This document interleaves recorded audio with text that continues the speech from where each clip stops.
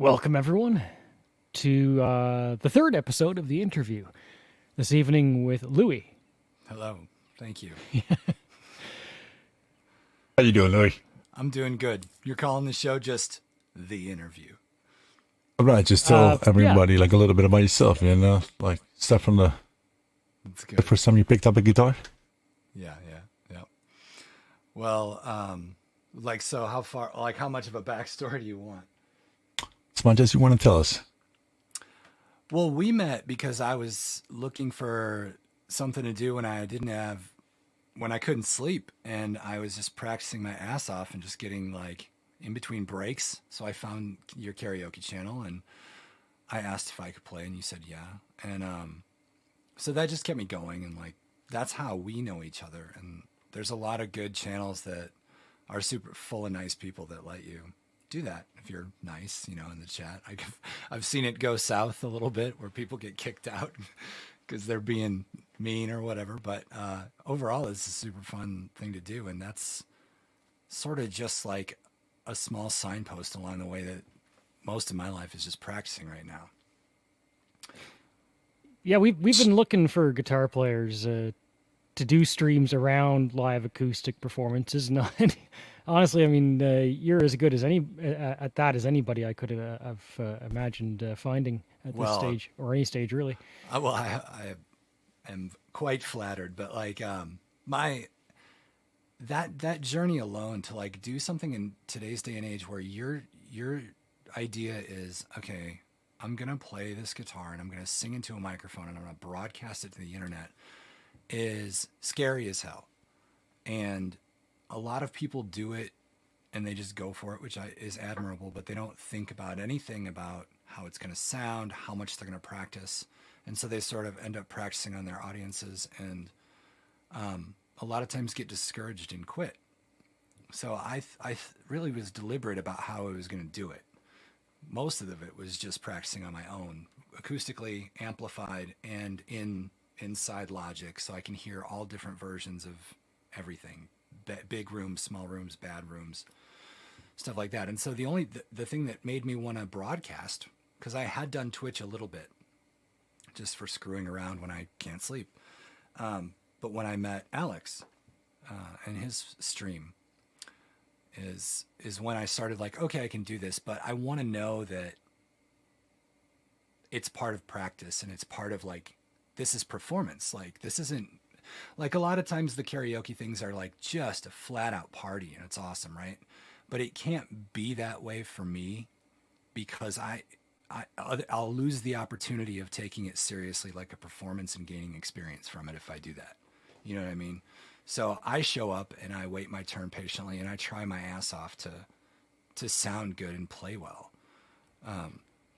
I mean, you can probably hear some fry in my voice today. I'll just from my speaking voice because I've been singing my friggin' ass off. I've got an hour-long lesson tomorrow. I've got weekly lessons and stuff like that. So I'm taking it seriously. Essentially, my story in one sentence is I did the whole try to be a rock star thing when I was a kid. It's not it's a tale as old as time. And it didn't work out. But then there was a gaping hole in my friggin' life for 20 years. And now I've realized that music was the only thing that mattered this whole time.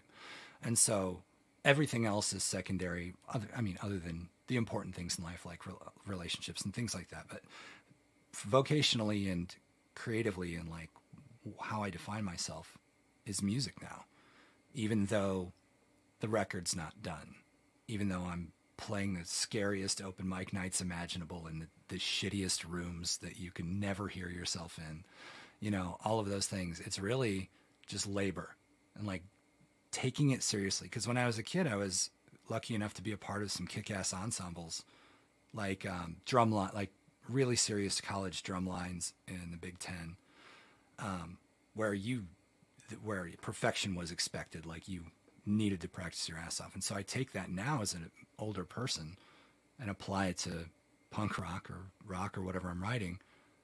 And all of a sudden I can see myself having a path forward. Whereas when I was a kid, I was just like, oh, this is just going to happen. No, wrong. I was applying for the best job on the planet, right? With no credentials and no work ethic. It wasn't going to happen. And it's not going to happen to any other but kids, out there. They got to learn how to work earlier than I did, unless you want to be me and be however old I appear to be and starting over. So let's establish that timeline of your life just a little bit there. In the earlier days, you were going for being a rock star. You had the guitar in your hand. And then was there a period of time where you just quit and actually quit and stopped before you picked it up again? Yes, because the culmination of my college years, I worked very hard to be a percussionist. I was a snare drummer in the marching Illini. I went to the University of Illinois. But I had never been a drummer before. So I had picked it up in a little bit less than a year. And in order to do that, I learned some of the most important lessons there are in music and work. Like, I was practicing 8 hours a day. No shit. I was doing things like I would be in front of my snare drum. I'd have the metronome going at 85, I'd start with, and I'd play 16 strokes on a hand, right? At that tempo, at a specific height, for 90 minutes without stopping. Before I would change the metronome, I would move it up 8 beats per minute, and I'd do the whole thing again until I couldn't stand it anymore. 90 minutes for each tempo for 8 straight hours. And so that's how I was able to catch up from these kids who had started playing when they were in 5th grade, who, their chops were amazing, and I couldn't even read music at the time. I had to teach myself everything. So then the friends I made in that ensemble turned out to be all the members of the band that was successful that we went on tour with. So we were all drummers, but we were also all guitar players and singers and stuff like that. So that's how the band formed. It was called The Ending, ironically enough. And we were good. We were good at what we did, but we were missing all the things that make a band actually work. So one of the daggers in the heart of this particular career, dream, whatever you want to call it, was that because we were all good at our instruments or well trained and all that stuff, we felt like we didn't need to practice that much anymore. And we were really concerned with making memorable parts to songs. Like the drum set player sick of playing in 4/4. Why can't we add a bar of 5/4 in here and like really make it metronomically weird? Well, okay, I guess we can do that. Why can't we have these guitar parts? We've got 2 guitar players. Why can't we make all this Dream Theater shit happen? We can, sure, why not? And then eventually it was like, okay, we've got a collection. I mean, the songs weren't shit or anything, but they certainly weren't memorable. The parts were. There's some really cool passages in there. But that's not what careers are built on. And I remember we were broken down in the Winnebago, like the whole behind the music thing. And I remember asking some of the members of the band, just like in passing while we were waiting for a AAA or a battery or something. It's like, what do you think this song's about? Like one of our songs, right? And they're like, I don't know.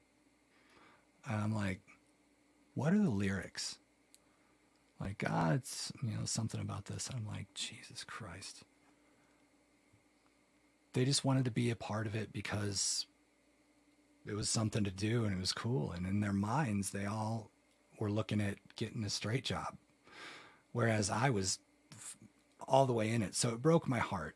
And I moved to Los Angeles for a little while and then ended up moving back. And then that dream was dead for a long time. And I ended up falling into the trap of working really, really hard, trying to make money and do the adult thing. And it almost killed me. I'm just not that person.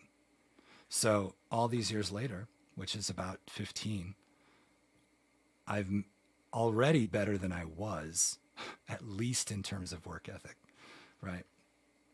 And I'm more mentally, focused on how to do this and having a path forward that always includes music, no matter what happens, rather than being the type of person who gave up on it when I did.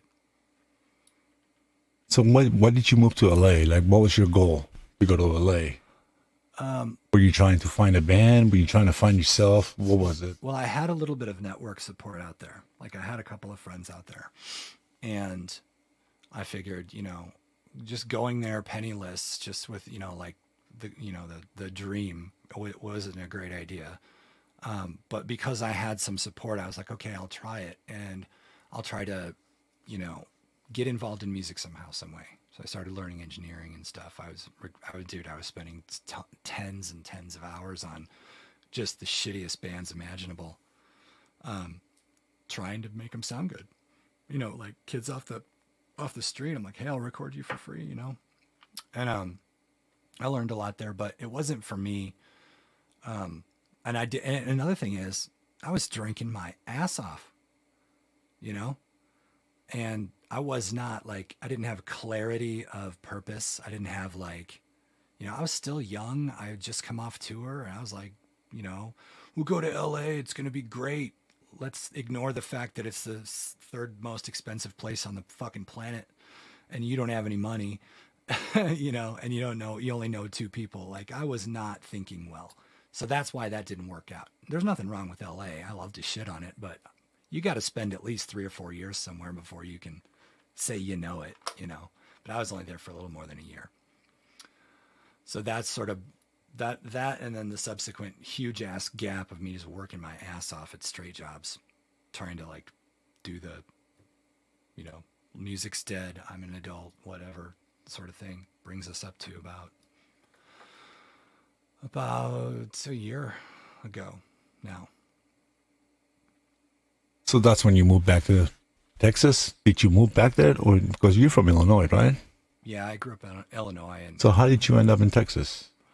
I came back to Illinois from Los Angeles. I took over training, like a director of training type of person for restaurants, franchise groups, and they started buying different groups of restaurants and building new restaurants in Indiana. Then they wanted to go to Maine to be franchise pioneers. So I went with them because the money, and this is my life now, and I guess whatever. And that was a nightmare. It was a fucking nightmare that almost killed me. I hated Maine. There's nothing wrong with Maine. It's just me, right? I always preface this. There's nothing wrong with Maine. I just don't like the winter, and it wasn't my idea to go there. So that was 15 years of working. And then I came back to Texas in 2017. I have family here. My wife is here. Her family is here. That's why I'm here. And it doesn't fucking snow here. No, yeah. It does. That's good. And when it does, it shuts all of DFW down, but that's only for 2 days, and that's nothing compared to 48 inches of snow in 6 hours. Oh, I agree You mentioned with that man. you mentioned that you dabbled in mixing, Yeah, I still producing do. a little bit. Yep. Because I see that setup behind you. You've clearly built a room for yourself there. You made his own amp. Yeah, I've been into recording technology since, like, in the same way that when you're in a band, you sort of somehow osmosisly pick up certain things. But I'm a nerd like that. I love that stuff. I love signal flow. I love understanding the science and the physics behind why things sound a certain way. And I just like, because you can find truth in the sound, and then it helps you. You can, like, why does this sound this way? It's not some magical thing. You can figure it out. And so I love that journey. And I have all these preamps that I put together. I build them from kits and stuff, and it's fun. And I just built an op amp today, but I put the power transistors in the wrong slots, and I have to redo it because I was going too fast. But yeah, so like the science of sound is something I'm still very, very much into. And now that I'm in the vinyl community, listening to the audio files and sort of biting my tongue sometimes on what they think they know versus what they think they hear is kind of funny to me, because there's a really big physiological aspect to how you hear something that day, I think it's quite delusional how they describe themselves as. I think it's a fun hobby. I think there's a lot of gatekeeping, and I think that one of the things I don't like about it is that it's pay to play. And now, objectively, like for instance, if I go into a room where there's $1 million system where somebody's, designed the room correctly and they've done all the things that they're supposed to do and the gear is perfect and all that stuff. Which is impossible. Right. But do I think it's going to sound better than the room I'm in now? Of course. Of course, of course. But it doesn't sound $1 million better to me. Right? Like, I'm not spending $100,000 on a pair of speakers. Not in this lifetime, man. It's just not going to happen because I'm 45. I can hear just above 16 kilohertz still, because I took care of my ears somewhat. And like, I want to hear the music and feel it. And I'll get a system, and then the system in here and my studio monitors are fine for that for now. And I enjoy it. I just don't like it when people espouse things about science that is flat out not true, or they anecdotally tell you something is a certain way because they heard it a certain way in a certain room in a certain day when they were in a certain mood, when the barometer was low, they weren't at sea level, all this other bullshit. It's just like, if you really wanted to know the truth, we can dig, but we're going to have to go back to physics class, and they're not going to like it. And then one of the things that really makes audiophiles mad is when you say things like, well, you just spent $3,000 on a cable, and I've got a $99 microphone in that drawer right there called an SM57 that's been used to record every snare drum you've ever heard in your life, right? So you just spent $3,000 on a cable to transmit that signal that came from a $99 microphone. There's something of a disconnect there in my mind, but it's their hobby. That is crazy. I just mess with them because, hey, dude, it's your money. You do whatever you want. It's just, I like asking them questions like, how can that be? Or my favorite is, why did you stuff $300,000 worth of audiophile level gear into a perfectly square 12 by 12 room? Jesus. Like, that's ridiculous. I always wonder, it's like, if you've got $1 million to spend, open up a venue.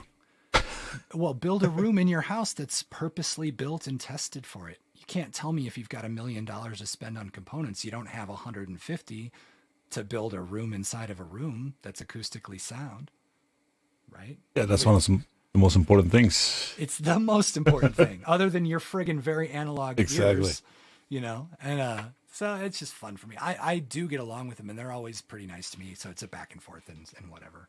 Because you can easily shit on my system. Like, I just listen to these audio engines and then my studio monitors for critical listening. But your studio is good enough to like actually review a vinyl. Yeah, I hear what they're hearing. I just don't have a revealing system. Like, if I had put more money into the studio monitors, built better ones, or like had great focal ones for instance, I would be able to hear things in mixes that I didn't previously hear. The headphones. Yeah, that too, right? And even a good digital copy of anything, let's be honest. But like, yeah,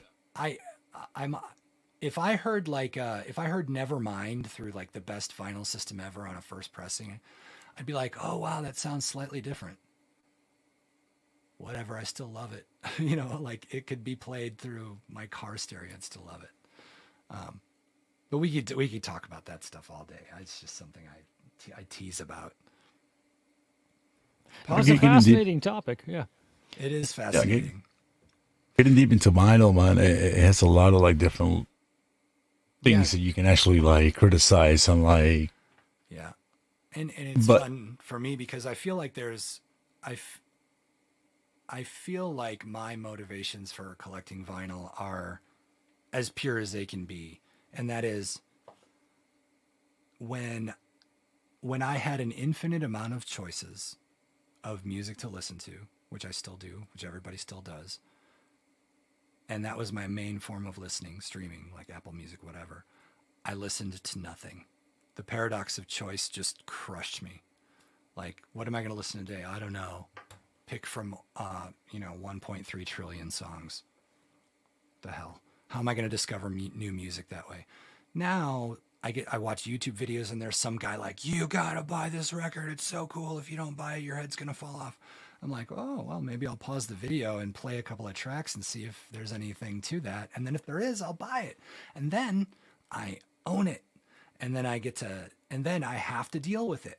I have to pull it out of its sleeve, take care of it, clean it, put it on the table, put the needle down and listen to it and then and then flip it. I can't go say, I'm going to listen to music and then utterly ignore it. You know what I'm saying? So that for me is what helped rebuild my relationship with music. I've discovered more new music in the last 6 months than I did in the previous 6 years. And I love the art. I love the collecting of it. You know, there's an addiction there. I think I've got it at arm's length. You know, I only have a couple hundred records and I get maybe 1 or 2 a week or something like that. And I'm not looking for grails. I'm looking for new stuff. This repress of Surith Ungol's just fine with me. You know what I mean? I'm cool with that. A lot of represses are better than the first pressings. Sometimes, yeah. It all depends on the mastering and all that, but yeah, but usually, like most people can't even tell the difference. So that's I wouldn't be able to tell the difference unless you put both of them at the same time on different ears. Yeah. I think I can tell that I'm sure I can tell the difference in overall quality from like the Tone Poet series, right, and from Blue Note, like the OJC Classic, all those really good pressings. They are on the level. Homeboy at Sterling knows what he's doing, you know, and stuff like that. I can hear that definitely. But the other stuff I can't really pick out too much. And then there's so much exposed space in jazz a lot of times where it gives you the impression of sound quality almost, because it allows you, if it's mastered properly, to hear that there isn't very much of a noise floor. And immediately you sort of equate that with quality, right? Like, remember when cassettes, there was hiss no matter what. Like, there was a noise floor you just couldn't get rid of. It's just part of life now. With good mastered record, with vinyl that's mastered really well, they have a really, really low noise floor, and it sort of imparts quality to it and stuff like that. But digital's the same way. Yeah, but I mean, mastering vinyl it's a skill though. It's not a technique. It's like blacksmithing, because like the machines that they're using are the ones that they originally did. And it's, to me, it's hilariously ironic because we're going out of our way to revitalize in almost every possible respect a completely inferior format, right? It doesn't. You think so? It in the physical world, yes, without a doubt. There is no way a person born today can tell the difference between a properly mastered DSD at 384 kilohertz versus the best mastered whatever vinyl. It's just impossible. And the reason why we like it is because it's art. That makes it okay. That makes it fine, right? I mean, think about it. When the needle hits the record, you've already screwed it up. You've got a physical connection that's vibrating. And you're trying to tell me that it's reproducing the sound in that groove perfectly. Impossible. Impossible. It's where the rubber meets the road. Inherently, there's distortion, which is what a lot of people like about vinyl, me included. But I don't have any misconceptions about why it sounds that way. You know what I mean?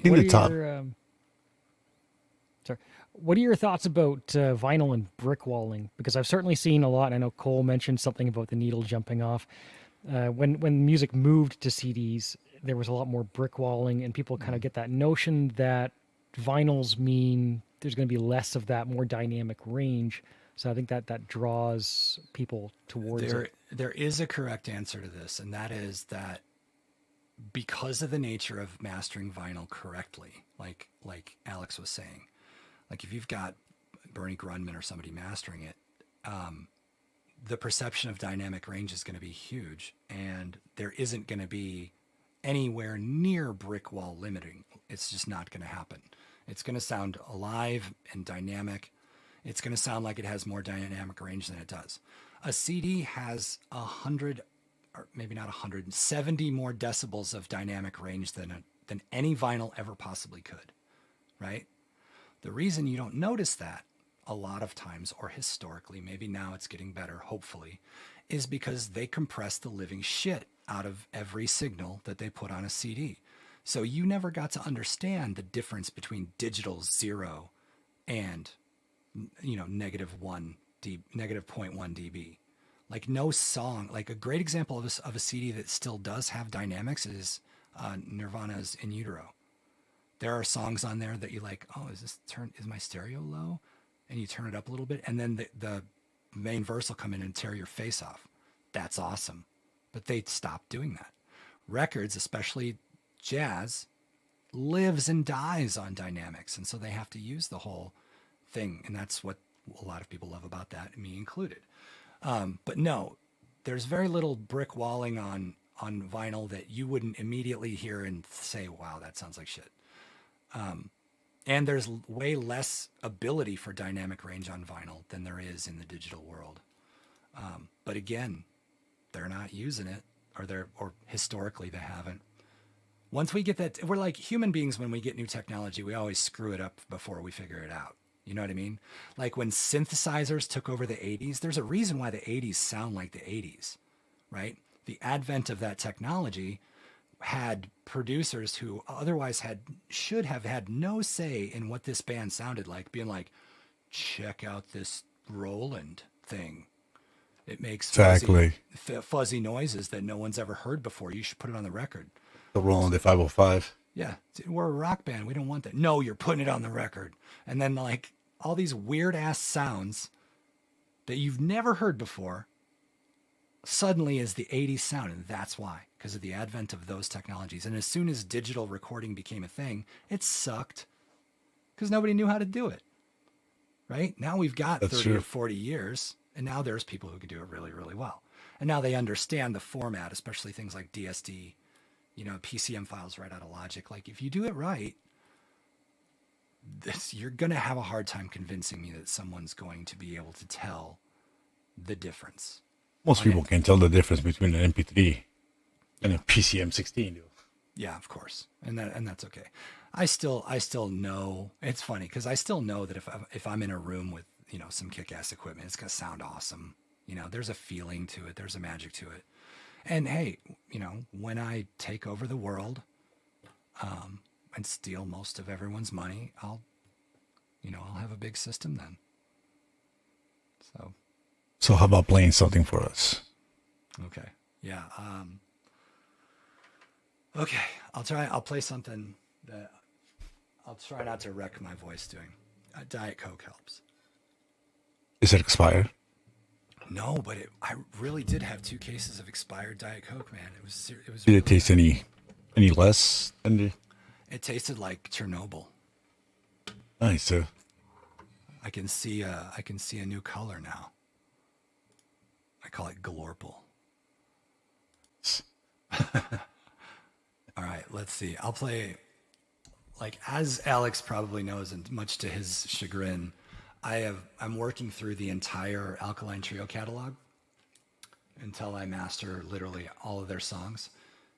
He has a range that is a note and a half higher than mine, and I love the band, so that's why I picked it, because it's challenging. So we'll see if I can screw this up for everybody. You hear that okay? Yeah. All right. It's called Blue in the Face.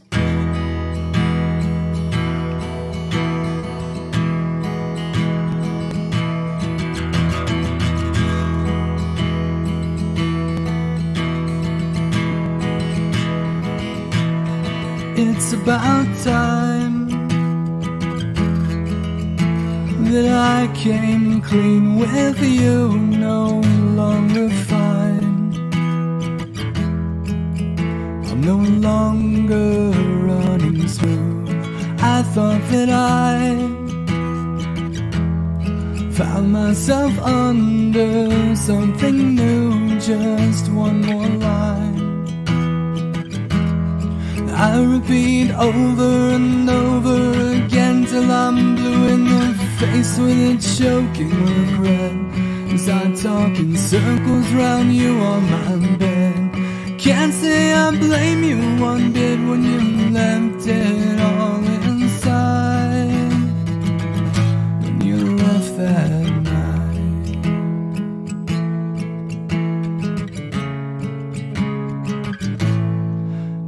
about time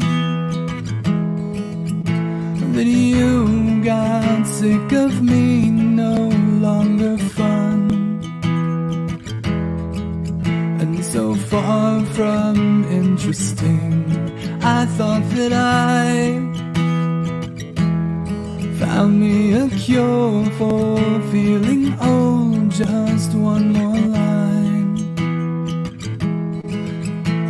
to keep me sleeping loudly and cold in disgrace with a shameful regret, as I talk in tongues to myself on my bed. Can't say I blame you one bit when you left it all inside, when you left that night.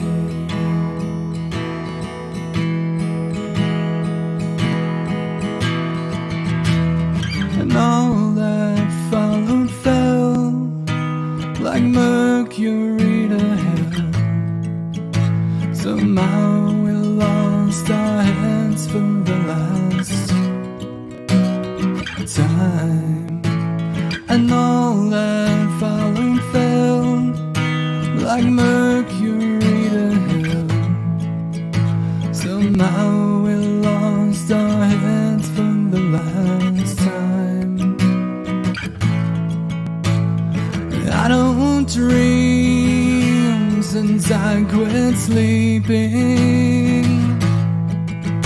I haven't slept since I met you. You can't breathe without coughing in daytime. Neither can I. So what do you say? You're coughing on mine.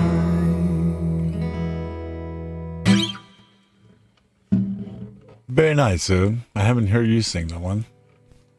Yeah, I just learned it. Very nice. Thank you. Yeah, So what? No, go ahead. Go ahead. I have this thing where, like, when I was a kid and I was listening to Alkaline Trio, I had my favorite songs. I had songs I didn't give a shit about, and there was whole records like that.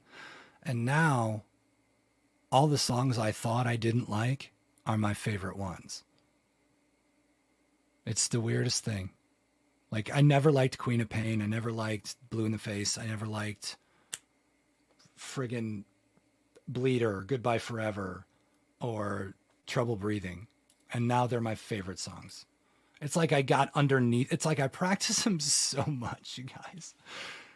It's a little bit embarrassing or revealing how much I actually rep this stuff. Like, I'll put a metronome on, I'll play it 10 different beats per minute, try to get it laser accurate all day long. Sometimes I'll do 3 songs, like over and over and over and over. But so far it's working, I guess.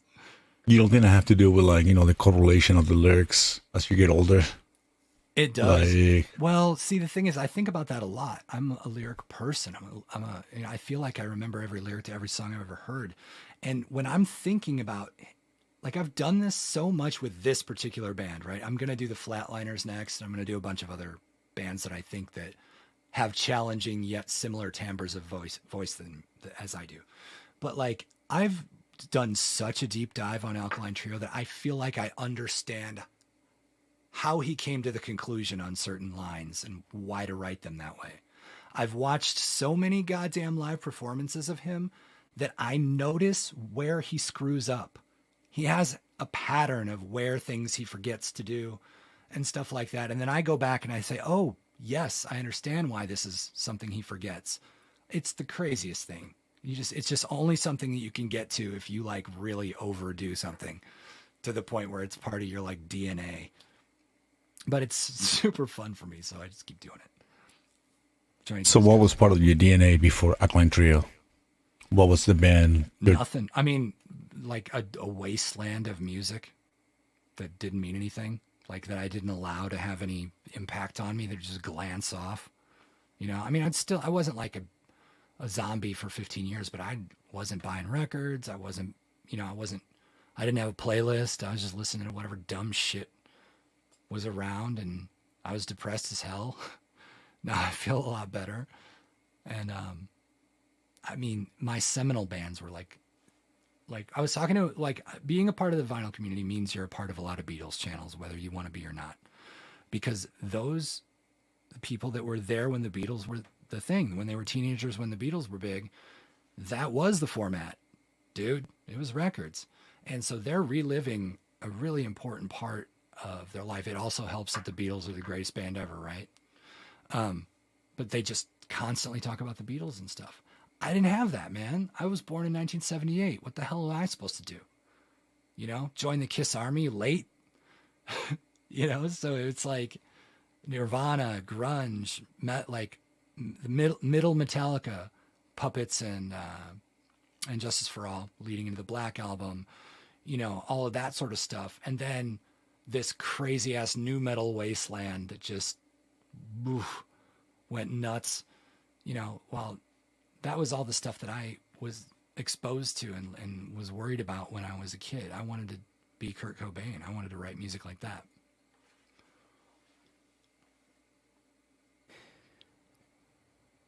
My own personal example of your Alkaline Trio example is with Mike Portnoy in Dream Theater. I must have listened to hundreds of shows, and it was him specifically. Is there for you like a band member of Alkaline Trio or a different band, somebody who just drove you to listen to every single thing he or she ever played and understand it? Yeah, I mean, started with Kurt Cobain. I know every word to every song he's ever written. I probably know how to play 75% of them still, even though I have not tried to play them in years. Glad to hear that.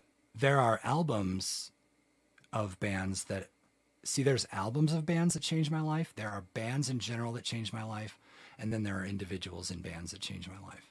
Right. Alkaline Trio changed my life because they spoke to me at a time when I was my most rebellious in college, where I was simultaneously working very hard to be good at drums and starting a band. And I still had that punk rock, very healthy distrust of authority. And I didn't like the way the world was going. We were invading Iraq for the 150th time. And, you know, just, it worked perfectly for me. And it was all very romantic. Like, if you look at Alkaline Trio, if you look a little bit closer, you realize they're all love songs. So it's like that whole college romance sort of thing. So that band, Nirvana, definitely. Pearl Jam 10 is probably one of the most perfect records ever imagined by anyone's mind. I could completely do without literally everything they've ever done since, but that album is perfect. And, you know, another example of a perfect album that, like, definitely changed my life was, and I hate to say it because I totally have a different opinion of their singer now, but Guns N' Roses' Appetite for Destruction, man. Like, that was the sauce at the time when it came out. I was 12 or 13, you know. It's like hearing Iron Maiden for the first time, or Judas Priest or something. Like, to me, I was like, this is not something I should be listening to. And it's fucking awesome. And then that spawned into other punk rock related type of stuff. Individual songwriters like Matt Skiba, I think, is a great songwriter. I thought Kurt was a great songwriter. There are many others, but a lot. I also collect drummers. Like, I'm a very particular consumer of drummers, let's say. Like, I can tell a lot. What about your top five? Top five drummers, top five whats? And why? Top five drummers. Okay. So how about in no particular order? 5 drummers that I think are fair enough. The drummer for 311. He is wildly unappreciated compared to how good he is. He plays jazz to, like, rock and roll. Well, he marched Skywriters. He's crazy. He's very, very good. Like, I listen, like, so one of the reasons why I say that is because when I listen to him play his snare drum, I can tell when he's playing paradiddle diddles with the accent on the second partial. And I don't fucking hear that very often in rock and roll. And it's unique to me and a small subset of other rudimental percussion nerds who would even notice that, right? That's one drummer that only does it. There's as far as I'm concerned, like who else does? Neil Peart did it. Neil Peart's the man. Danny Carey is the man. Danny Carey's amazing. As far as jazz goes, Art Blakey, right? Art Blakey's good because he got really, really good and said, fuck this, I'm not playing in time anymore, which I always respect. It was revolutionary, though. I think I gravitate, when it comes to if I'm critiquing a drummer, I gravitate towards people who I can tell studied and did the work and then did whatever they wanted. You know what I mean? Whereas, do I think Dave Grohl is a great rock drummer? Yes, he is. Absolutely, he is, without a doubt. Do I think John Bonham was a great drummer? Yes, of course. Without question. Are they anywhere near as technically good as Danny Carey? Not in this lifetime. No way. Not even close. It doesn't diminish how much I like Led Zeppelin. Let's get that clear. But they're not the same thing. So I appreciate drummers who start from a really technical aspect and do a lot of work and then creatively put that into songs that are memorable instead of just the drum part being memorable. Like Buddy Rich, he can go crazy for 100 years on a drum solo, and I don't think it's that great. But when Art Blakey puts something together, I think it's a hell of a lot more interesting. You know what I mean? That was a tough example at the end to follow, maybe. I think I listed 5. I don't know. That was close. Close enough. Close enough. You're on mute, I think. Yeah, Punk, you're muted. When you were in a band and there was, 3 to 4 people working on the music and making decisions, what's the difference now between then that you are by yourself and you're making all the decisions, you're doing all the composing, you're doing all the booking, you're doing everything? It's worse. It's worse. The music's worse. The work is worse. The experience is worse. Why do you say that? I say that because I am built to collaborate. And part of my journey right now, like my whole path right now, right, is all like the rebuilding of my relationship with music. And in a way that centralizes music as the most important tenet in my life. Right now I'm woodshedding. I practice like Jean-Claude Van Damme in Bloodsport, dude. Every single day, without question. Unless if I can't sing because I think I shouldn't, then I'll play. I'll play like complicated stuff and try to be uncomfortable and learn chords I don't know, scales I don't know, or be able to play things perfectly to a metronome is a big one. And so I know that path to get back into like better form than I ever was is an 18-month long at this level of intensity sort of journey.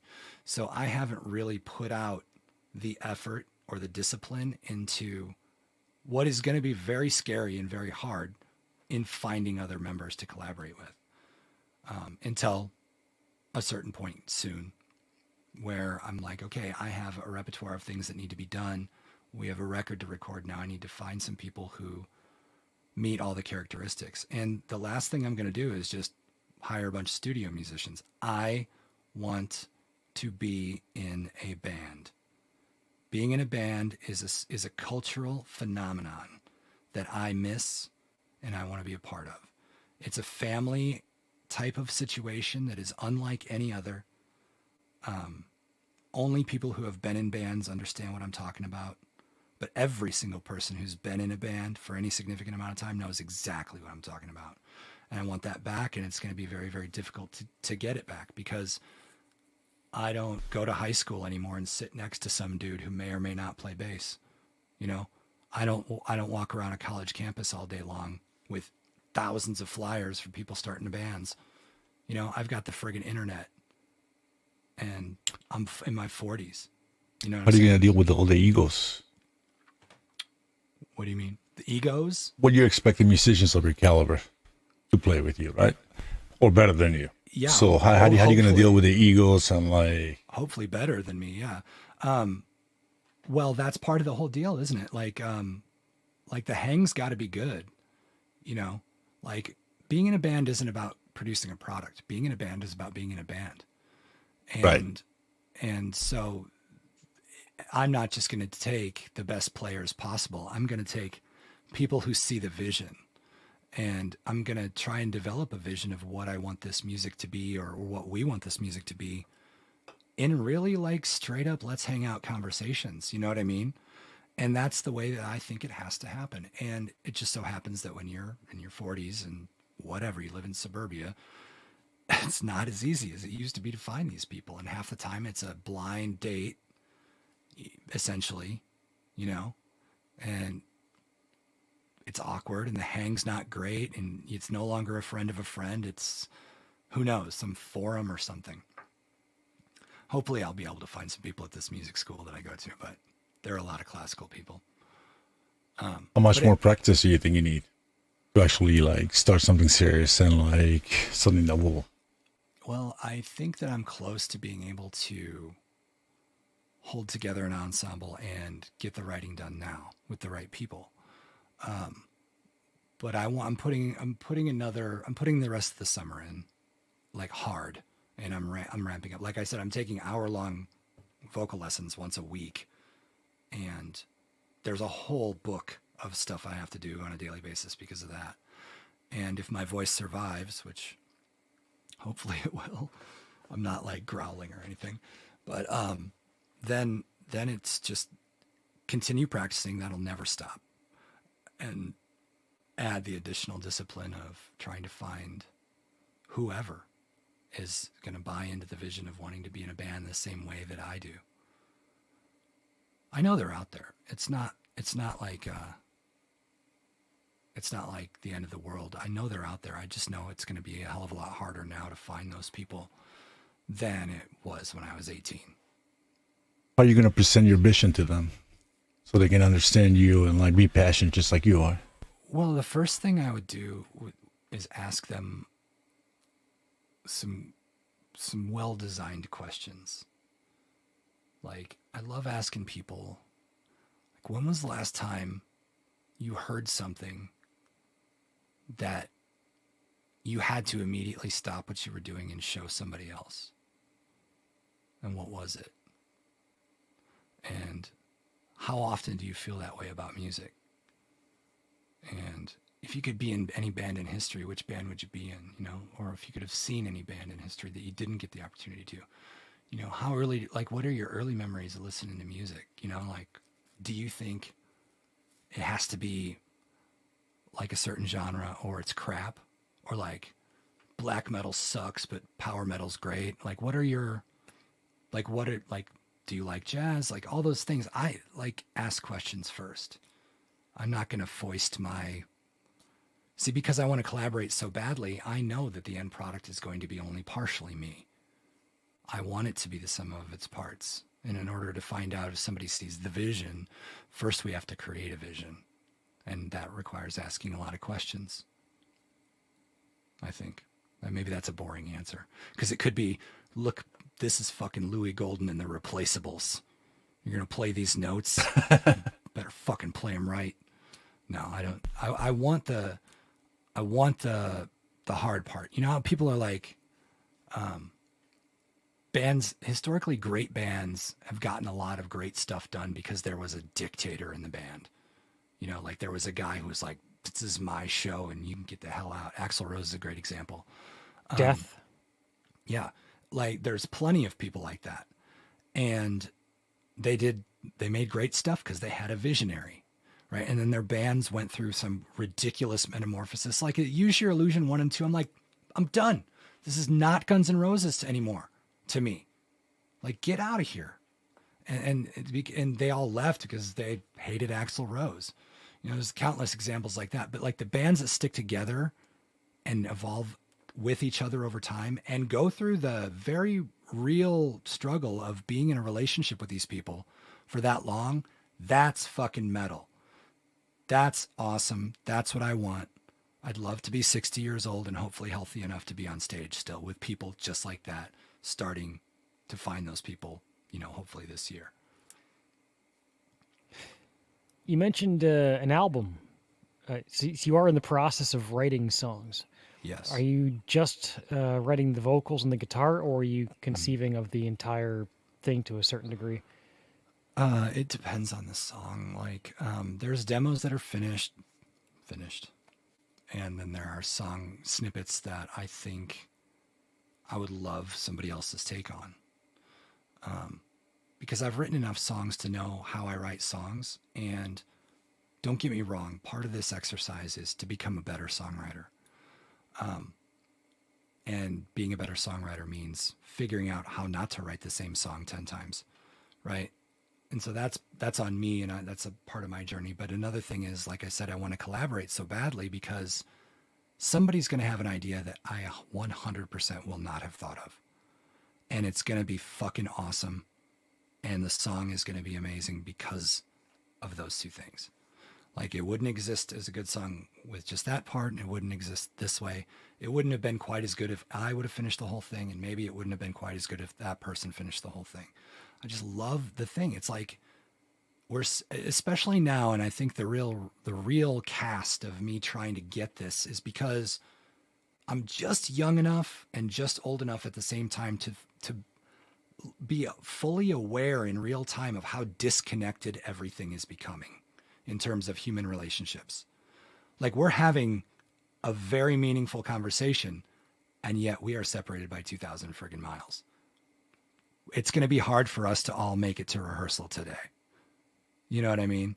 So while this is helpful, right, I need to find humans that I can be in the same room with, because it's part of what's missing in my life, And so that fulfills that part of it too. But like I said, just hard to find. Then you're going to have to move somewhere else in order to find the musicians that you... No, I statistically, no, there's no way. I mean, cause I'm constantly thinking about it. Like, I've got my eye on Denton, Texas, and UNT. UNT is a fantastic music school, especially for drummers, but just in general. And they do have a relatively, thriving downtown little live music scene, everything from jazz to punk. And I'm going to pillage that place, once I get ready to go. I'm going to spend time. Like, I go to these open mic nights and I meet people, but these open mic nights are the worst. But open mics are more of a self-challenge than like anything else, right? You're not going to find 100%. others like you trying 100%. I usually start a performance with, now we get to find out if it was a good idea to give somebody like me a microphone. That's good. That's a challenge. When I do these open mic nights, I really feel bad for the other performers, because a lot of times they're nervous, and they're amateurs or whatever, or they just don't have very much experience. Otherwise, they wouldn't maybe be there. Like, my trip's different. Like, I've done it all before, but I'm rebuilding it, and I need to remember the nerves, and I need to remember how to deal with the fact that I cannot hear a word that's coming out of my mouth. You know what I mean? But then the audience doesn't give a shit. They're there for pint night. The fact that there's somebody playing Johnny Cash is annoying them more than anything else. And I hate that. I hate the audience. These particular audience members, the ones. I don't mean audiences in general. I mean these fucking guys. And then I know what you mean. And then the silent audience who's just kind of like milling around, not and there's 10 of them, and but then the guy, that doesn't change at all how mortified the players are, and they're doing this thing. Then the singers always do this thing where they get way off the mic when they're like the higher when they're getting ready to do a high note, they like proportionally get away from the mic as if they're not going to hear that it's flat or sharp. And it's like, I want to pull them aside and I want to see. I want to be like, brother, get on that fucking mic. And if it's going to be flat or if it's going to be sharp, that's these people's fucking problem. You're here to make some fucking noise. Now get on there like you fucking mean it. And I just wish I could give some of that spirit to these people. Be like, fuck these people, man. You've got the microphone. You're here to practice. If you fuck it up, so what? Make mistakes deliberately. Like if you're going to bomb this song, fucking bomb it. Like just do it with all your entire balls, right? That is the best advice. There's no better place. Guys. Just, I mean, even if you're at Wembley, you have to have the same attitude. You can't be pussyfooting around the thing that makes you get out of bed. You made, like, I think about that chain of thoughts, right? Like this guy got out of bed today. He knew he was going to do this tonight. He'd been practicing. He probably practiced right before he showed up. He showed up, doesn't know anybody, put his name on a piece of paper, and then somebody called him up in the scariest listening environment imaginable in a glass and steel warehouse box. And now he can't hear himself, and he's got to play. And he's shaking and all that stuff. Like, this is where the love for what you do supersedes what anybody else thinks. And you can see I get animated about it because I feel really strongly about that. Like when I'm there, I have no idea if I'm in tune, if I'm being real honest, because I swear to God, at one of these venues, I can't hear a goddamn thing. And I don't give a shit. I let it rip all the way. And I made up my mind before I even started that I have to be that way. What kind of reactions do you get when you're playing completely different music than like anybody else is playing at those open mics? Well, it depends. A lot of times I'll get some people coming up to me and saying good job because there's at least a performance happening, right? Like I'm into it. If you see me playing, you're not like, oh, this guy's just singing a song. You're like, Jesus Christ, this might be the last song this guy ever sings. And so at least there's some sort of entertainment value in that. So people come up to me and say, no, that was cool, whatever. They don't have any idea what the band is or what the songs are, largely because they're acoustic and stripped down. You know what I mean? So they don't really know. They know they haven't heard them before, but I don't care. I'm playing because I like them. How about you play us another song? Okay. I like your ethics though, man. Like your mind is in the right place, man.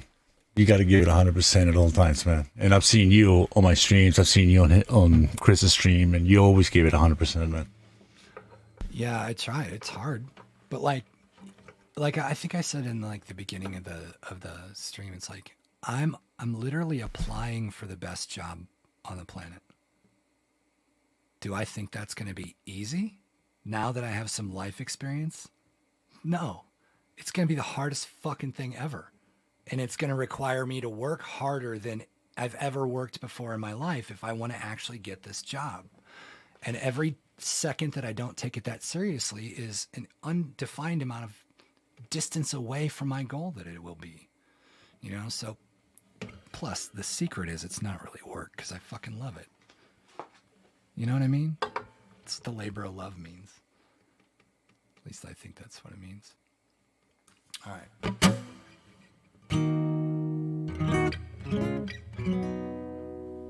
Oh, fuck. I can't play with these goddamn things. I'm sorry. Fashion is pain, guys. Write that down somewhere. Oh, it did it. Did the last song come through okay? Is it balanced and everything? Oh, yeah. Sound okay? Right.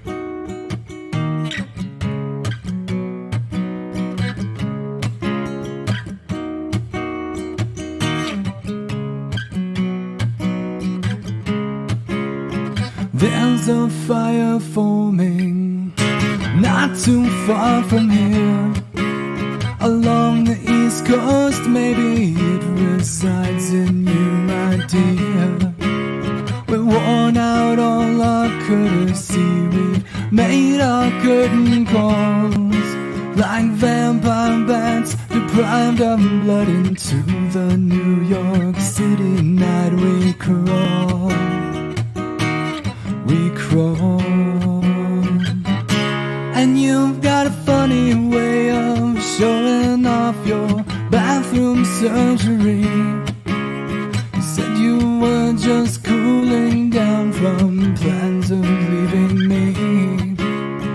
something I should tell you, for we may not have much time. I've never met arms like yours. The stars at night are big and bright, deep in your eyes, Miss Vincent. You told me once I made you smile, we both know damn well I didn't. I'm not much of a jester, but I test poison food for you. Your Majesty, your royal blue, I'm loyalty, my king of pain.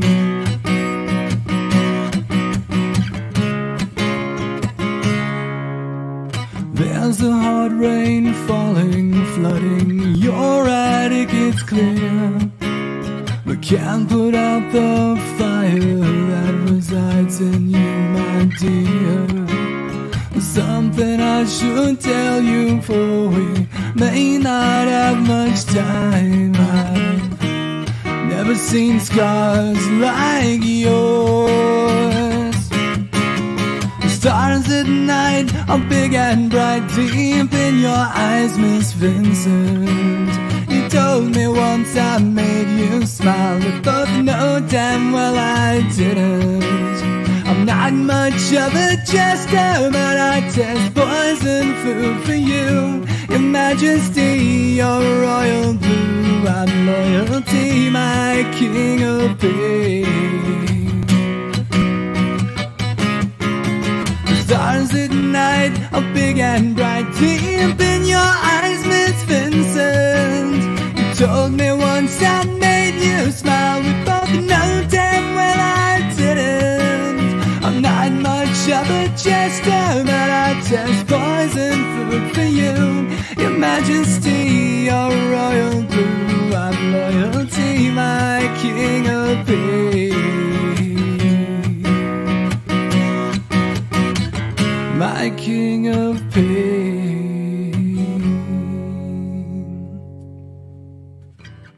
Alex hears that one a lot. Great job, Louie. Always do a great job, man. Thanks. It's always a pleasure to have you. I promise I know other songs. Well, you've done some AAA, Leftover Crack. I mean, Oh my same god. thing. Yeah. I didn't try as hard on Leftover Crack. I leave that to Granny. I always ask Granny to play that song. He always obliges. It's awesome. It is fun. It's fun to play. I really do appreciate. I never would have ever imagined I'd have anyone ask me to play on a show like this, you know? After like playing on Alex's stream and stuff and your stream. This is really we're gonna really ask cool. you a year from now, once you're established with your band, to come on over. Yeah. I mean, with my luck, I'll get hit by a fucking car tomorrow. So, but I'm not stopping. Like, I have a very determined and clear-cut path. I mean, I'm like all areas of my life, right? Like, I'm just on it. I'm just over like living away any kind of way that I don't want to. Like Alex, you know, I just lost 95 pounds. You know, I mean, yeah, that's definitely some like I'm not. you got to put in a lot of work into it, dude. Like, and you've done it, so like I think that's why I think like you're gonna make it in music. Well, making it in music, one of the best things that I have going for me is that making it in music doesn't have a goddamn thing to do with money right now. Oh no, yeah. Probably never will. Like, because when I was a kid, you know, you love to lie to yourself. "Oh, it's all about the music, bro." And like, it's not. It's about looking a certain way and being whatever and the dream and everything. But now it is absolutely about the music, and it's about being in a band, and that's it. It's achieving. It's that play writing songs in a band, playing out, recording. That's it. I don't give a shit if anybody on our planet Earth likes it. I hope some of them don't. So when it comes down to lyrics, like what kind of lyrics are you gonna write? Is it gonna be? Well, I wrote. So, what's the right way to think about this? well, it's different. It's different for every song, right? But some of the lyrics that I intend to write, I want to incorporate a show me, don't tell me approach. Like a lot of times you'll listen to lyrics and it'll be, I did this, I did that, you did this, you did that. And, you know, the good songs don't sound like that, aren't written like that. They have descriptive things that you're allowed to sort of suss your own meaning out of. And it paints a picture more than it does tell you something or tell you a story. At least songs, especially we talk, you know, part of the genre that we're into is folk punk, right? So a lot of those lyrics, they don't just tell you, I went to the bar, they found out I was an anarchist and we got in a fight and then... It's more sophistication. Whatever. It's show me, don't tell me. And that's what I want to approach with lyrics. I want to be able to use the language skills that I have to try and say the non-interesting thing in an interesting way. And I also really want to talk about what it's like to be in this weird straddling a generation age group. I want to write about what it's like to be obsessed with being in a band when you're 45. Like, I don't care if it's too popular. Who said that? We are flagging. With her quote? What's flagging? I was talking to Punk. Oh, okay. Oh. You're talking about wanting to write lyrics about like life experiences, right? In your 40s and... Well, everybody does. But I want to write specifically about what it was like to have my musical dreams die and then live without them for a long time and then finally realize and grieve for my condition a lot, but it's very late in the game for me to have this same fire ignite again. And that's a weird predicament to be in, you know? I mean, my abs are fucking washboard, right? I'll be taking my shirt off in the video and everything, you know? But you know, you're gonna make a video. No, I mean, you know what I mean? It's like, people don't do what I'm talking about doing. Or if they do, they don't take it. I guess the difference is they don't take it seriously. They're like, oh, in dreams. Yeah, I want to be in a dad garage band. Like, oh, you know, I'm a lawyer and I play guitar and so does my neighbor and we screw around in the garage. Like, I know some people like that and they do exactly that. They get together and make a horrendously dangerous sound level. And it's just everybody banging on their instruments and they're like having the greatest time ever. And I'm just like mortified because I'm like, we're not doing anything. You know, we don't need to play Hot for Teacher again, ever. You know, like I want to like sit down, talk about these goddamn lyrics and what do you feel about this? What had happened in New York? Like I'm imagining talking to the other people in the band, like, you guys, what's this about? You know what I mean? I wrote this and I sort of had this idea and this is why these lines came out. But like, what's this about? What are we about? How do we feel about this? And I want to have those discussions. I want to find out. That's the human connection I'm after.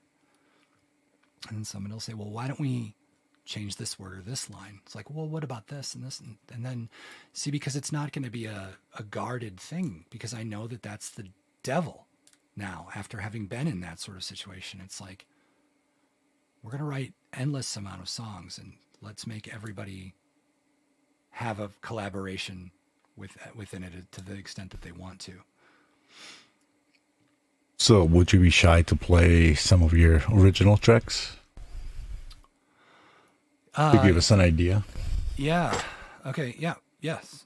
Oh, and I mean, I guess, and this is a point, like, I don't want to shy away from topics that are tough.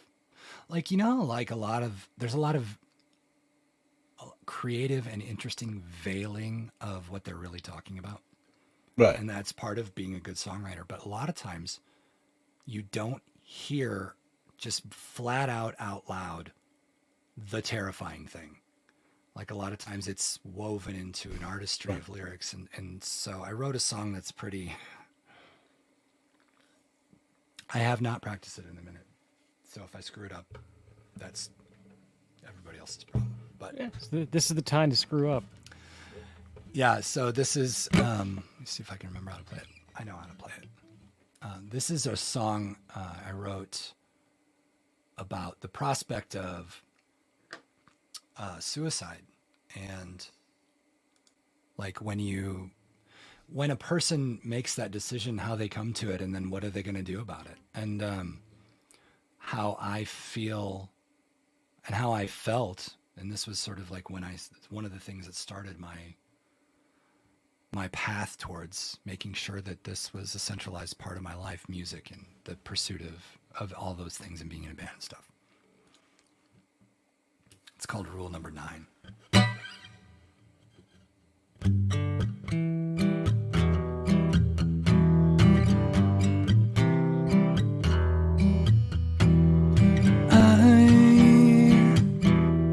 I feel this way all the time, and I bet you didn't know, but it's as real as it gets. All the people in my life are always hedging their bets. How that feels, it's like a hammer to my heart. It atomizes my will. I was real, but now the meds are speaking for me like it's part of the deal. No one cares until they see your blood and it affects their affairs. So apply Rule Number 9. I get it, if this time has to be the last time. I get it, apply Rule Number 9.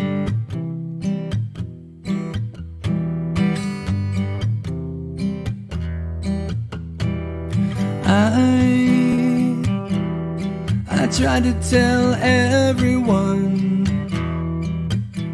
and I bet you didn't know, 'cause I can smile sometimes, and we manufacture reasons why it's gonna be fine. It's the drugs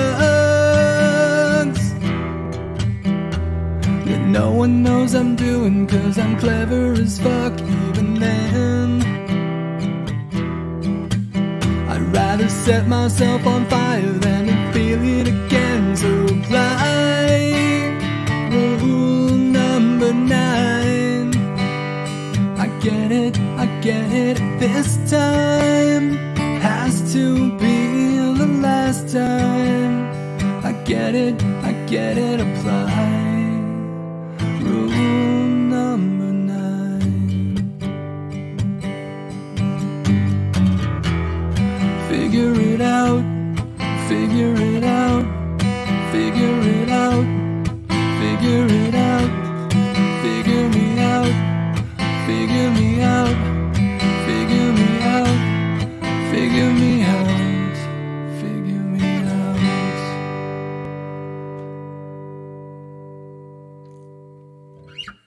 That was awesome. Yeah. It's not done. I need a collaborator. I'm sure you're going to find the people you need to work with. Needs a bridge, needs harmony, needs cowbell. You got the lyrics. You like those? I mean, I heard them. That's, that meaningful. Yeah. You get a band in there and fill that sound out. Yeah. You got something. And I just know, like the older I get, the less I know. The every day that passes, the more filled with doubt I am about everything. And I just know that in spite of that, somebody else who is equally as passionate about let's fucking make some art is going to make this song better. I just know it.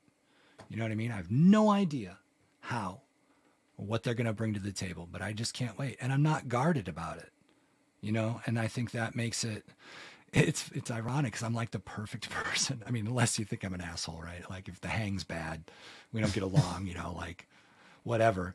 But assuming that like we get along and like you feel that way, I'm like the perfect person to be in a band with because I work my ass off. I'm welcome to new ideas. I encourage new ideas, and like I'm really, really gonna not let anything stop me. Should put him together with Matt. It's true. Yeah, our last interview we were talking to Matt, and we covered a similar kind of aspect of music that, and there's a ton of people out there who just want to go into the garage and turn it up to 11 and rock out in between their regular jobs. That's cool, but if you want to find people who are completely dedicated insofar as they're going to make it their primary focus, it's very, very hard to find a second person, let alone an entire band of people who are willing to do that. Right? Yeah, it's like I want the person who texts me at 4 a.m. and be like, "I can't fucking sleep because of this song. We need to talk about this now," right? Or like, "I've been thinking about this lyric all day. I want to come over and try it. You got time? Yeah, well, I'll make time." You know what I mean? That's what I want. Like even when it comes to like further down the road. Dude, I don't think the drum fill in this whole entire thing is right. I think we should change it. I have an idea. Let's do it. Fucking A, I'll set everything up. Let's do it. Like I'm always going to be the cultivator of that kind of shit.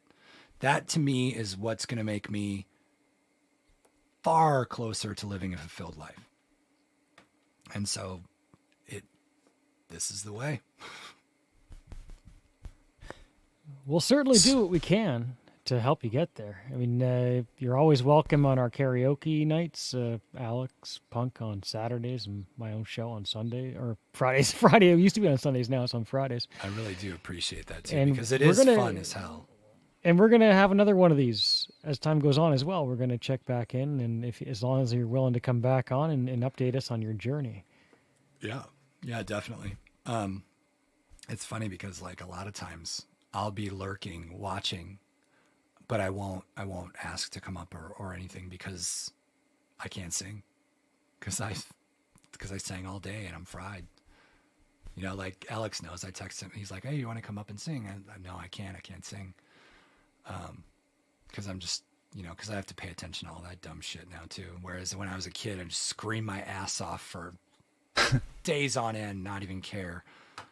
Irreparable damage, I'm sure, but whatever. Worked for Janis Joplin, till she got your ear. But yeah, but she only lived to 27, right? Yeah. Man, that's young to die. Jesus Christ. That's way too young to die. Well, I mean, in a lot of ways, you guys feel the same way about music as I do, and that's always, regardless of the format, like that's always fun for me to be around people who want to talk about music. They want to think about music. Music is at least somewhere in a primary role in their lives. I mean, look at friggin' Alex's record collection. That doesn't happen overnight. We have to dedicate a show to that sometime. Oh my God. I ask him to be a part of the VC. He refuses. He doesn't have enough time. I don't know. You could take over as the punk, like... We need to do our own thing now, man. Just start it up. Well, yeah, I mean, that would make you a part of the VC. The VC is the vinyl community. Is a mixed bag, just like anything else. There's dumb drama, but it's not like a car group. No, but some of those people, they're just biased with their opinions. That's all right. They're actually getting free records from the labels, and they're actually fucking trying to sell records for the labels. And most of them are just like me, like, "Here, I bought this Candlemass record today." Dude, that Epicus Doomicus Metallicus is much slower than I gotta check it out. Ancient Dreams. It's great, but you know what I figured out, and I hate to say this, I don't think I like St. Vitus. I just don't think I like it. I have 2 of their records, including Mournful Cries, which is really acclaimed, and I like Cirith Ungol better, even though that's metal and not doom. And I definitely like Electric Wizard and Caius and bands like that better than St. Vitus. I almost can't pull the doom out of St. Vitus. I don't totally get it. Nevertheless, I digress. Yeah, we got way too many records. We can actually could do a whole season. Yes. But I digress. That was an unsolicited doom metal opinion. I'm sorry. Chris, you like doom metal? I love doom metal. Tune it down. Oh my God. You guys, I just got I got 2 Electric Wizard records today. I got We Live or if it's We Live, I'm not sure. And Dope Throne. Nice. Yeah, Dope Throne. And it's awesome. Yeah, I've been listening to like traditional metal, like Candlemass.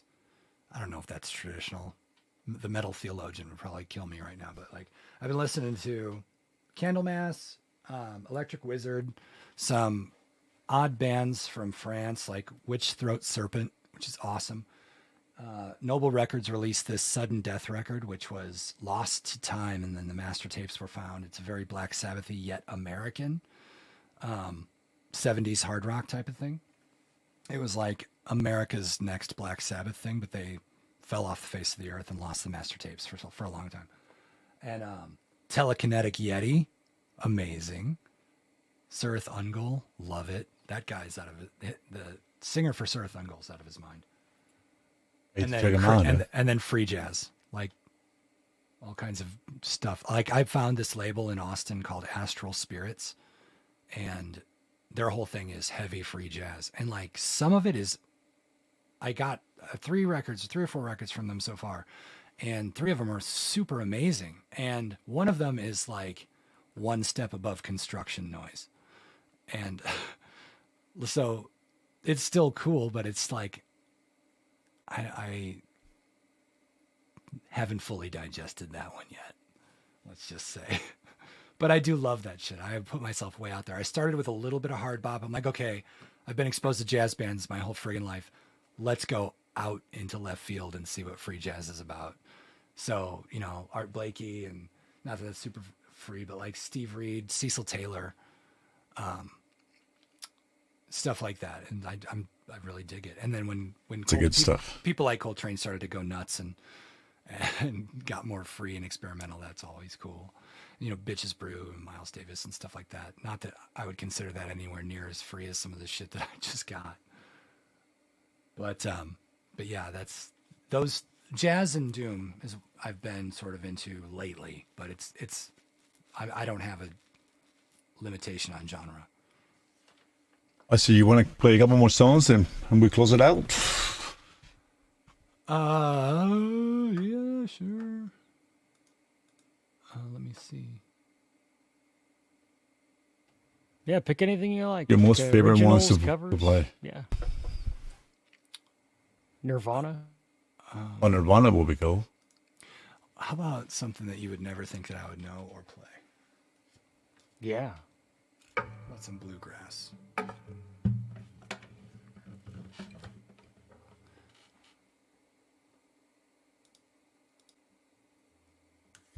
The only excuse I'm going to make for myself is that I learned this today.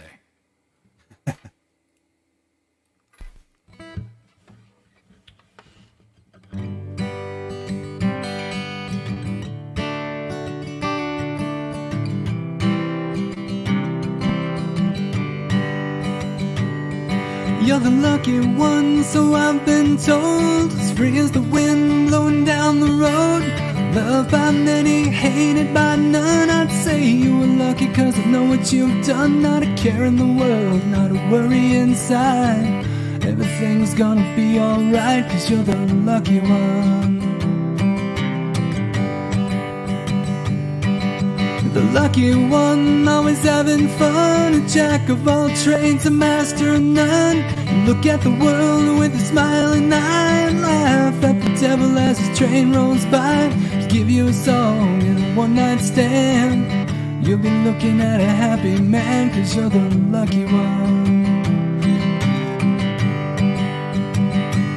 When you're blind blessed, I guess, by never knowing which road you're choosing. To you, the next best thing, playing and winning is playing and losing.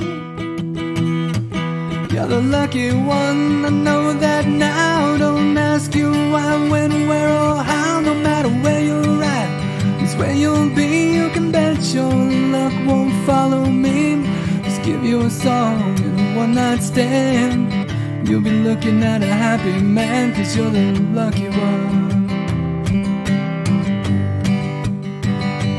Where you're blessed, I guess, is by never knowing which road you're choosing. To you, the next best thing, the playing and winning is playing and losing.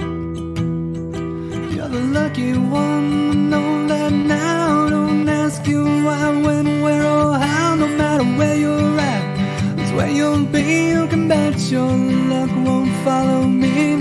Just give you a song and a one-night stand.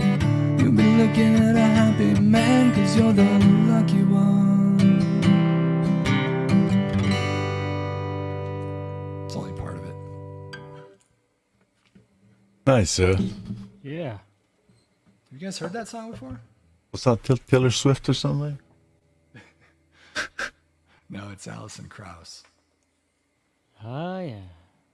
She is my favorite female singer of all time. I don't know if anybody can ever possibly sing as well as she does.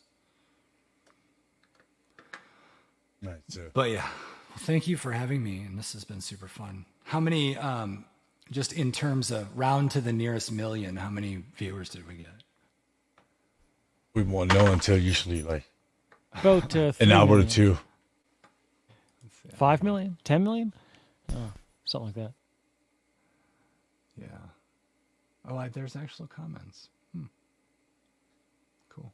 Well, what else? What other questions can I answer for you guys? I don't know, like how you gonna deal with like things, you know, like back in the day, there was like word of mouth and like flyers and like stuff like that. Once you have a band now, are you gonna get a manager? How are you gonna get your bookings and everything done? Social media. There's a formula. Like, yeah, I mean, I heard somebody talking about how hard it is to be in a band nowadays, because you got to do this and you got to do that, and you got to be on top of your Instagram, you got to be on top of your Facebook page, you got to be on top of this, you got competition, all this stuff. I'm like, dude, shut the fuck up. Do you know how hard it used to be? Like, give me a fucking break. Yep, that is true. Go fucking staple 100,000 flyers to a fucking telephone pole and hope somebody looks at it. Yeah. Give me a break. Take 2 hours on a Sunday while you're watching Simpsons reruns and hammer out all your social media and call it a day. Jesus Christ. You know, am I wrong there? I mean, to me, it seems like it's easier. It just takes more work. Yeah, but everything is easier nowadays. I don't think it takes more work than walking 10 miles with a staple gun. I mean, once upon a time, I bicycled about 40 kilometers to a radio station just to let them know I existed. So, I mean, that wasn't any good at that point either. I was recording off of a handheld freaking microphone. If anything, you can spend more time making sure that the art that you're set out to make in the first place is as good as it can be, and then put it on social media. You know what I mean? Rather than, please come see our band that you can't possibly hear in any format live, right? Come see us is like the best you can do. And then hopefully you'll like us and we'll sell you a tape. You know, that's how it used to be. But now it's like you can create a lot of things, shorts, YouTube, you know, TikTok, Instagram, all that stuff.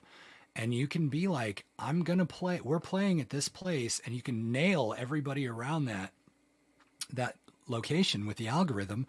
And then you might have your first show, 10 people might show up. That's a far cry from my first show. Yeah. And half the show's on tour. You know what I mean? So it's like, yeah, I think it takes diligence just like anything else. But man, this is part of your job. It's easier. I just think it's easier. So what about any last words? God, before the bus comes rolling down the road to hit you. Yeah, I didn't think the end was going to come this fast. Just thanks. I really appreciate being here. Like, I wonder sometimes, like, what kind of empire you guys are building. Like, you're asking me about my long-term path and goals and everything. Like, do you have a comprehensive vision of like what you're trying to accomplish with your channels and like with this idea? I've had ideas from the start. I think Punk has too. The karaoke's great. It's going to keep going.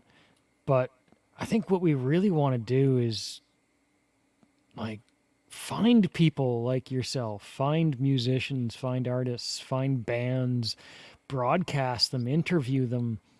Yeah. I mean, heck, we could be our own kind of. You talk about back in the day when you would need to go to the major label. Right. But very sad times. This is that now. YouTube, all the YouTube channels with we are the new cable television. We can be the future of getting music out there. And I would love to find it and promote it. Yeah, like, you know, like this idea in its biggest format, like, or in its most polished format, like KWXP or whatever, KXP or whatever, like they do bands in the studio and they have a full setup and the band comes in and plays and then they may or may not interview them. I mean, that's exactly what this is. And then, but see, the difference is you don't just get to go on that show. You have to already be somebody, you know what I mean? And I think that if that's part of your idea, be like, I've met this guy online through karaoke or through a friend of a friend, and this guy works his ass off and he's got some cool songs. Let's have him play to the internet. And, you know, and if you have consistency of like choosing people who can play and who are interesting and all that stuff, your channel grows. And then the exposure to those people becomes more and more valuable. And the snowball starts to roll. Like, that's such a good idea. I love that. Yeah, like I want to be able to interview anybody, even if they have just an LP, a single, or whatnot, or like, you know, like a whole entire discography. To me, like, it's just the value of music and the value to like actually just put anybody that wants to come out here, dude, and actually sing and do something artistic, dude, it's quite valuable. Yeah, and like another thing is like that you can't possibly recreate the purity of something like that. Like, right, you can ask them any questions you want. You know they wrote the shit, right? You know it's all them all day, all the time, and they're clawing just to try and get something to happen. And what's better than seeing that? Like, people will pay good money just to watch someone who believes in themselves. Yes. Right? And if you find a bunch of people, all walks of life, who are just dyed in the wool and, you know, they're never going to get, they potentially are never going to get lucky or haven't gotten lucky yet. Because let's not underestimate the factor of luck in a lot of these people's careers, especially whose parents you were born to. You know what I mean? And, but this could be a platform for them to show you could have a curated like level of authenticity where you vet these people and you like, right, you know, make a big show out of it. And just so cool. I mean, you yourself, what? So we're going to follow your progress. We're going to keep up to date with you. We're going to have you on the karaoke streams.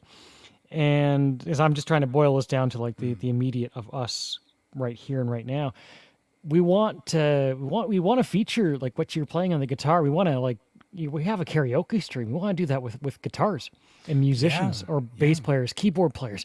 And then you have like a group of people on a stream doing a kind of maybe it's a karaoke format. Maybe you get 2 songs instead of 1 each at a time, or you know, we'll figure that out. But then you're collaborating on the air with other musicians, and you're meeting people and connecting and building that out. And we're putting on a show, right? And we have found great ones. And the production value of the show can go way up from the karaoke thing because of the inherency of this is a community anyone can join, and if you've got a microphone in your laptop, you can sing your heart out, right? Well, if it's me, I'm really going to try to make sure that my signal path is right. And I know that other people are too. And so it's like, you find like, let's say you find 6 people, right? And it's the gallery, just like the karaoke thing is. Only every time it's somebody else's turn, you basically get a pro audio stream out of it. That's a different animal altogether. Well, that's coming next month. That's a performance. Is it next month or tomorrow at this point? We heard back from John yet on that one? Oh no, but you're talking about like the live thing at the bar. Yeah. Like he said that he was gonna see. He hasn't responded to me, but what I was talking about, it was the thing we have planned, which is once a month to have a bunch of musicians instead of having karaoke singers, just musicians. Yeah. Just go one, and that's it. And rotation and like just play their stuff and like no competition, just fucking. No, there's never any competition.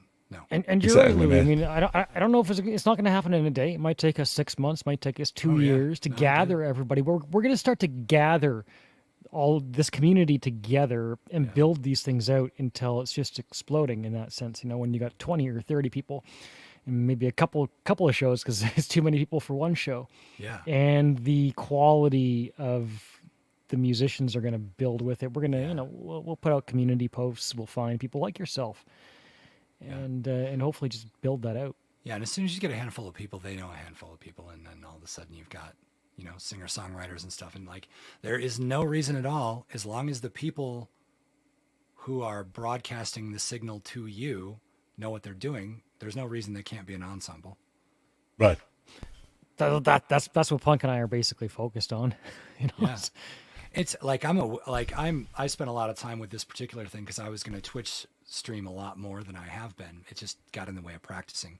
But like I have really good ideas on and methods for stealing a pro signal and sending it out, and like which signal paths to use, which preamps are affordable and good, and which interfaces work, what software works well, what settings translate to the compression algorithm, all that kind of stuff. So like I always. But it still depends on like everyone's internet as well. Sure. Yeah. That's a big variable. But I'm sure the technology is going to be there within a year. Yeah. Yeah. I mean, hopefully anyone who was like, I'm going to be performing on this show, like has that sorted out. You can't sort out every detail out for everybody, but like, yeah, I'm just saying like, 2 people playing from different states together at the same time. That's going to be you can't do that. Yeah. The technology. That'll be a work in progress. What I meant was like, if there's a band, like if there was 3 other people in this room. Oh yeah, that's doable. Well, we want to do that. Yeah, that's what the Baltic will be kind of. The idea of the Baltic is to lead into that. Yeah. But it can be 3 people in your room too. And we want to broadcast bands. Oh yeah. Like if you are in a venue or a practice studio, for all it matters, and it's not just you, it's a band. You have that setup done on your end. You send it. All we have to do is be here kind of hanging back. We can even shrink our rectangles or not even be on the screen for all it matters. Yeah. But we can just broadcast you doing a show. All you got to do is send a stereo signal, And your audience is everyone who's watching. Yeah, everyone who's watching during or after. Yeah, definitely. I appreciate everyone who's watching now. I appreciate everyone who enjoys hanging out on the karaoke. I feel like there is probably a definite draw to the energy of a live stage room that StreamYard itself and a bunch of Brady Bunch rectangles can't quite capture. And I'm interested to see how much excitement that draws. And I hope it does, because if it does, it means we can do more of it. It will. It's not a battle you have to lose. It's just a matter of consistency. Like it will work. It will work. You're just going to have to throw a lot of suffering at it. It's just like everything else, right? You just got to work your ass off at it. Incrementally, it'll grow. And then one day it'll be like, you'll turn around and be like, wow, it's been 18 months and I never thought we'd be here, because I've been too busy working on it. And then there it is. For sure. Well, Louie, it was great having you, man. Right on. I really appreciate it. When are you streaming next? Thank you very much. Maybe tomorrow. Do you sleep? It was a question I had for you. Yeah. It's a mystery, isn't it? When it disappeared for like 3-4 days, yes. Right, this is true, right? You see, Punk streams 12 hours at a time. Next morning, I wake up, he's still streaming. I know. You know? Then I'm out for like a day. And then for a few days, no one can hear from him or contact him. Yeah, I usually am up with him, just doing my thing or whatever. Yeah, I usually sleep like about 4 hours a day when I'm like getting shit done. Yeah. And then like I just go to sleep and I stay in bed for like 3 days in a row. Man, he just thinks he's sleeping for 3 days. He's out starting a fight club. Exactly. Yeah, it could be true. Well, all right, guys, I really appreciate it. You'll see me on stream, and dude, anytime, sure, any help you need with anything involving any of this stuff, I'm always on board. I'll always put energy towards helping something like Sounds this. good. Well, I'll tell you what. Yeah. Before we go, I'll tell you what. One thing we actually have talked about behind is like there's sometimes you get really, really talented people who just need a little help figuring out how to set things up. I'm there. I can do that. Yeah, absolutely. Like to get your sound is amazing. To get this sound is not something you need a degree for. You just I've never had an original idea in my life, and I hope I never do. I steal every single fucking idea that I've ever had from people that are way smarter than me, and that's the way to do it. So like the way that this is set up is the culmination of watching a shitload of YouTube videos and testing. And now I can tell anybody how to do it in 5 minutes. Nice. Cool. And you don't need to spend a lot of money either. Yeah. But yeah. So Chris, did you want to have him on Friday in your stream? Oh yeah, he usually tries to get a hold of you, and he can. I've got your email now. As I said, I don't have international texting yet. I will, and then I can maybe use that. But I do have your email, right? So I can probably send you the link that way. I have been inviting you to some of the streams, but I know you're never on there. I'm so sorry. I get it. I hate Discord too. It's just it happens to be where we had connected. I can do a better job of having that open. But yeah, if you email me, I check my email every 10 seconds. So that works. You'll find me. Trust me. If you get it, then I can send you the link there. Sure. Right on. Yeah, I'm into it. All right. We'll see you soon. All right. Thanks. And thank you to everybody who's watching or will be watching. Hopefully. Have a great night. Take it easy, guys. Bye, guys.